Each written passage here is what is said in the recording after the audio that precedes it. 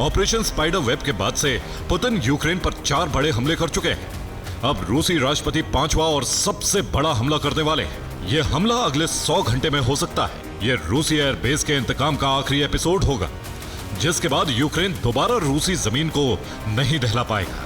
Putin Ukraine पर बड़ा हमला करने की तैयारी में है। रूस के टारगेट पर सैन्य ठिकाने और रिहायशी इलाके होंगे। पुतिन का प्रमुख लक्ष्य यूक्रेन की खुफिया एजेंसी SBU होगी। इसी एजेंसी ने ऑपरेशन स्पाइडर वेब का पूरा प्लान तैयार किया था। पुतिन कीव में मौजूद SBU मुख्यालय को राख में मिला सकते हैं। तो पुतिन अपना प्रतिशोध पूरा करने के लिए आखिरी हमला 3 चरण में करेंगे। पहले चरण में उनके टारगेट पर यूक्रेन की खुफिया एजेंसियों के हेडक्वार्टर होंगे।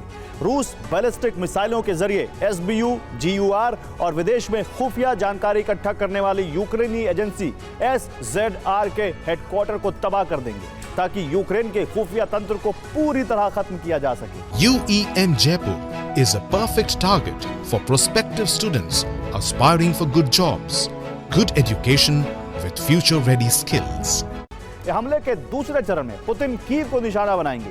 कीव में मौजूद रिहायशी इमारतें, हथियार निर्माण से जुड़ी फैक्ट्रियां और उनके ऑफिस को पूरी तरह तबाह किया जाएगा, ताकि यूक्रेन की हथियार निर्माण क्षमता को खत्म किया जा सके। इसके तुरंत बाद तीसरे चरण में पुतिन पूर्वी यूक्रेन पर कब्जे का मिशन शुरू करेंगे, जिसमें चेर्निहिव, सूमी और खार्किव बॉर्डर पर मौजूद 1,25,000 जवान यूक्रेन की सरहद में टैंकों और आर्टिलरी के साथ घुसेंगे और तेजी से यूक्रेनी जमीन पर कब्जा करना शुरू कर देंगे। सिर्फ इतना ही नहीं, इस वक्त डोनेस्क से सटे निप्रोपेट्रोवस्क शहर के बॉर्डर पर सैकड़ों रूसी टैंक मौजूद हैं, जो निप्रो नदी से लगते इस शहर में दाखिल हो जाएंगे और तेजी से नदी के पूर्वी तट तक कब्जे के लिए बढ़ेंगे। निप्रोपेट्रोवस्क यूक्रेन के प्रमुख औद्योगिक केंद्र में शामिल है। इसका पश्चिमी हिस्सा निप्रो नदी से लगता है। ऐसा पहली बार है जब रूसी सेना निप्रोपेट्रोवस्क तक पहुंच चुकी है।